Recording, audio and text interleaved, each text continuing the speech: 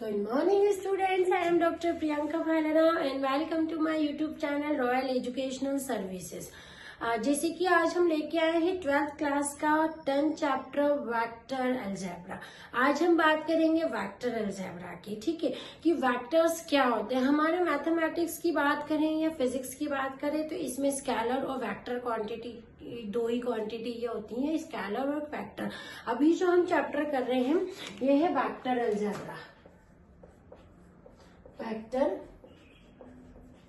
Algebra, vector algebra की बात करें तो एक क्वांटिटी जिसमें magnitude as well as direction होता है। वेक्टर को जब आप डिफाइन कर रहे हैं इसमें वेक्टर अलजेब्रा में, तो पहले तो हम इसकी डिफाइन लिखते हैं कि वेक्टर्स क्या होते हैं, है ना।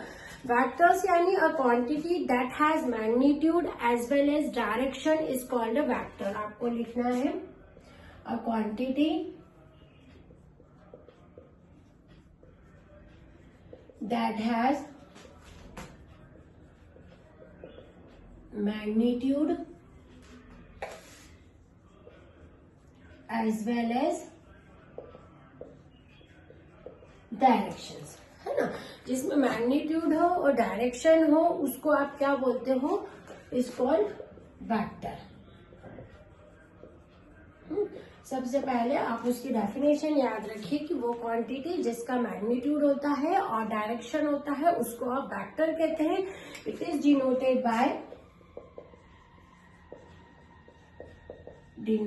बाय ए बी वेक्टर, है ना। अब क्या करते हैं, ए बी वेक्टर यानी जो भी लाइन रहती है ना आपकी, जैसे कि ये लाइन मैंने खींची है, ये ए बी, इसमें डायरेक्शन आपको शो हो रहा है यहाँ पर, है ना।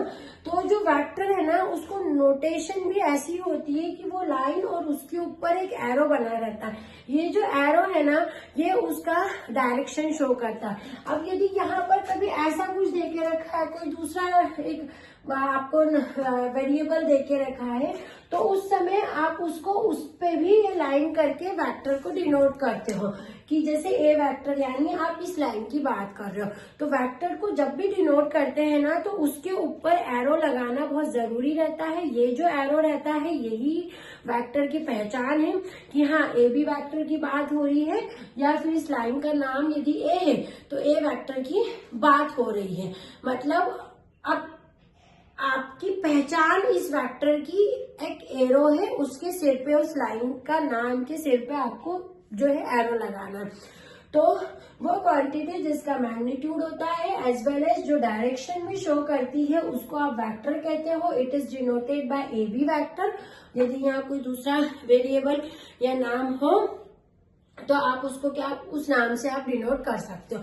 अब इस लाइन में अपन देखें तो ये क्या हो रहा है, ए पॉइंट यहाँ से ये जो वेक्टर है ये स्टार्ट हो रहा है और ये बी पॉइंट तक यहाँ पर जा रहा है ना।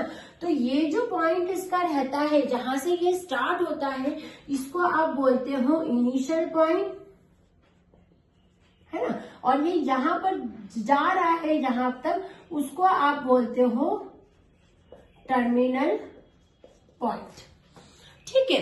जहां से स्टार्ट होता है the point A from where the vector A B start is called the initial point, and the point B जहां पर वो एंड होता है where it ends is called the terminal point. तो एक इनिशियल पॉइंट रहता है वेक्टर में और एक टर्मिनल पॉइंट रहता है, और इन दोनों के बीच का जो डिस्टेंस है ना,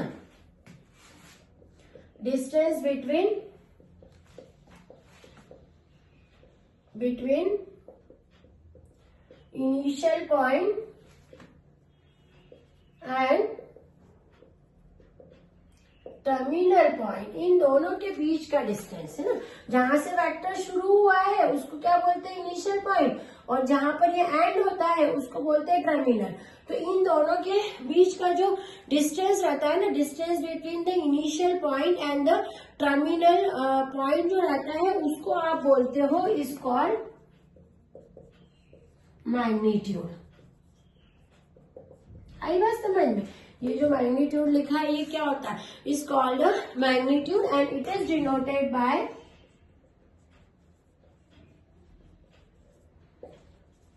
मॉड ऑफ ए बी, ठीक है, वेक्टर।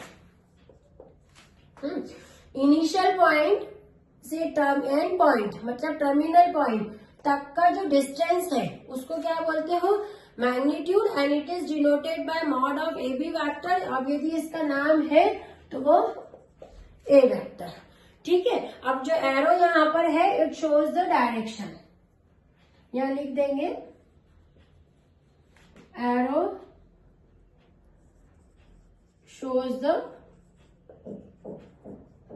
डायरेक्शन, है ना। आई बात समझ में कि वो क्वांटिटी जिसका मैग्नीट्यूड और डायरेक्शन दोनों होता है उसको वेक्टर बोलते हैं। जैसे कि ये लाइन मैंने यहाँ पर बताई कि ए से स्टार्ट होके बी तक गया है, तो जहां पर भी स्टार्ट होता है ना, ये उसका स्टार्टिंग पॉइंट है, मान लो वेक्टर का स्टार्टिंग पॉइंट, है ना। तो जो स्टार्टिंग पॉइंट है उसको क्या बोलोगे आप, इनिशियल पॉइंट, और ये क्या है उसका एंड पॉइंट। तो जहां तक जाता है जो आखिरी पॉइंट रहता है उसको क्या बोलते हो, टर्मिनल पॉइंट। अब इन दोनों के बीच का जो डिस्टेंस है, इनिशियल से टर्मिनल तक का जो डिस्टेंस है उसको आप क्या बोलते हो, मैग्नीट्यूड। अब ये मैग्नीट्यूड कैसे डिनोट होता है, mod of A B vector. A B vector यानी ये जो एरो है ये आपको क्या शो करता है, उस वेक्टर का डायरेक्शन शो करता है। अब यहाँ पर क्या होता है वेक्टर में, ये अगर आपका जैसे कोई चीज ऐसी आती है, जैसे ये एक वेक्टर है, ये ग्रेटर देन 0 है, ये वेक्टर है, ये लेस देन 0 है, तो इसका कोई मतलब होता नहीं है वहां पर, इट हैज नो मीनिंग, क्योंकि जो लेंथ है वो कभी भी नेगेटिव में नहीं जाती है। इट हैज नो मीनिंग, है ना, क्योंकि लेंथ जो है वो आपकी नेगेटिव में नहीं जाएगी। तो ये आपका वेक्टर का कंसेप्ट था। अब इसके अंदर ही हम देखते हैं पोजीशन वेक्टर क्या होता है। ठीक है, पोजीशन वेक्टर, मैग्नीट्यूड आपको समझ में आ गया ना। अभी हम देखेंगे पोजीशन वेक्टर। पोजीशन वेक्टर, अब पोजीशन वेक्टर क्या होते हैं, है ना। तो पोजीशन वेक्टर मतलब अपने को नाम से समझ में आ रहा है कि कुछ पोजीशन से रिलेटेड है। हमारे पास में मान लेते हैं 2 पॉइंट है, कंसीडर पॉइंट पी। पहले एक पी पॉइंट है जिसके जो कोऑर्डिनेट्स है वो एक्स, वाई और जेड है। ठीक है, और दूसरा जो है हमारा ओरिजिन है ना, एंड ओरिजिन 0,0,0 है ना। मैंने क्या कहा, जैसे कि नाम से समझ में आ रहा है पोजीशन वेक्टर। पोजीशन वेक्टर यानी हमारे पास में 2 पॉइंट है, एक तो पी पॉइंट है जिसका जो कोऑर्डिनेट है हमारे वो है पी एक्स वाई जेड, और एक हमारा जो ओरिजिनल पॉइंट है जिसके के कोऑर्डिनेट जो है 0, 0 है। ठीक है, अब हम क्या करते हैं, देन हम ओपी वेक्टर निकालते हैं। देन ओपी वेक्टर, मैंने कहा ना जब आप वेक्टर की बात करोगे तो आपको हमेशा एरो ही लगाना है। ओपी वेक्टर आप निकालते हो, मतलब आपका इनिशियल पॉइंट कौन सा है, यहाँ पर ओ है, और आपका एंड पॉइंट कौन सा है, पी है। मतलब इनके बीच का जो डिस्टेंस है वो आपका क्या कहलाएगा, मैग्नीट्यूड। और वही को हम कैसे बताते हैं पोजीशन वेक्टर में, मॉड ऑफ ओपी वेक्टर। ये करने के लिए आपको डिस्टेंस फॉर्मूला लगाना पड़ता है। पोजीशन वेक्टर जो है वो डिस्टेंस फॉर्मूले से निकलेगा, मतलब x माइनस 0 का whole square plus y minus 0 का whole square plus z minus 0 का होल स्क्वायर। ये माइनस ये पॉइंट का होल स्क्वायर, y माइनस 0 का whole square plus z minus 0 का होल स्क्वायर। पोजीशन वेक्टर जो निकालना हो आपको किसी भी वेक्टर में, तो आप ध्यान रखेंगे आपके पास में 2 पॉइंट रहेंगे, एक P है और ये एक O है ना। तो इनके बीच में डिस्टेंस फॉर्मूला लगाएंगे, मतलब इसका एक कोऑर्डिनेट माइनस ये कोऑर्डिनेट का whole square plus second coordinate और ये कोऑर्डिनेट का whole square plus third coordinate और लास्ट कोऑर्डिनेट का होल स्क्वायर, और इन सब का अंडर रूट। इसको आप बोलते हो डिस्टेंस फॉर्मूला, है ना। तो आप ये लगाएंगे तो आपको यहाँ पर क्या हो जाएगा, बाकी तो 0 था, केवल बचा के x square plus y square plus z square, यानी मॉड ऑफ ओपी वेक्टर जो आया है वो कितना आ गया, under root of x square plus y square plus z square.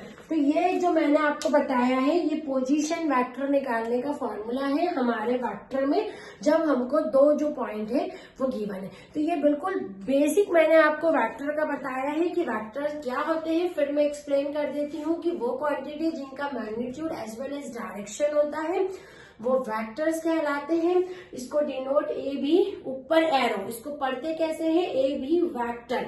जैसे ये मैंने लाइन खींची है, ठीक है, ए और बी, इस पर एरो दिख रहा है, जहां से इसकी शुरुआत होती है स्टार्टिंग पॉइंट, उसको क्या बोलते हो आप, इनिशियल पॉइंट, ठीक है। अब जहां ये एंड होता है उसको क्या बोलते हैं, टर्मिनल पॉइंट। ये भी ठीक है। अभी इन दोनों के बीच का डिस्टेंस को बोलते हैं मैग्नीट्यूड, है ना। इनिशियल पॉइंट से एंड पॉइंट तक की जो दूरी होती है वो मैग्नीट्यूड कहलाती है, ये हमने बता दिया। इसको डिनोट हमेशा कैसे करते हैं, ए बी वेक्टर। अब मैग्नीट्यूड जो होता है, जो लेंथ आपकी रहती है वो कभी भी नेगेटिव में नहीं जाती है, इसलिए लेस देन जीरो का जो यहाँ पर कंसेप्ट है वो बिल्कुल गलत है। यहाँ पर हमेशा पॉजिटिव में ही लेंथ रहती है, नेगेटिव में जाएगी नहीं। अब पोजीशन वेक्टर आपको बहुत सारे क्वेश्चंस में निकालना पड़ेगा। दो पॉइंट कोई भी दे के रखे हैं, जैसे कि P X comma Y comma Z दे के रखा है, एक जीरो दे के रखा है इनिशियल पॉइंट, इन दोनों का पोजीशन वेक्टर निकालना है, यानी ओपी वेक्टर, है ना। तो आपको डिस्टेंस फॉर्मूला यूज करना पड़ेगा, एक्स माइनस जीरो का whole square plus Y minus zero का whole square plus z minus zero का होल स्क्वायर, और इन सब का ले लेते हैं अंडर रूट। ये होता है पोजीशन वेक्टर निकालने का फॉर्मूला। इसी फॉर्मूले के बेस पे हमको आगे पोजीशन वेक्टर्स के क्वेश्चन करने हैं। आप इसको नोट डाउन कर लीजिए। Thank you.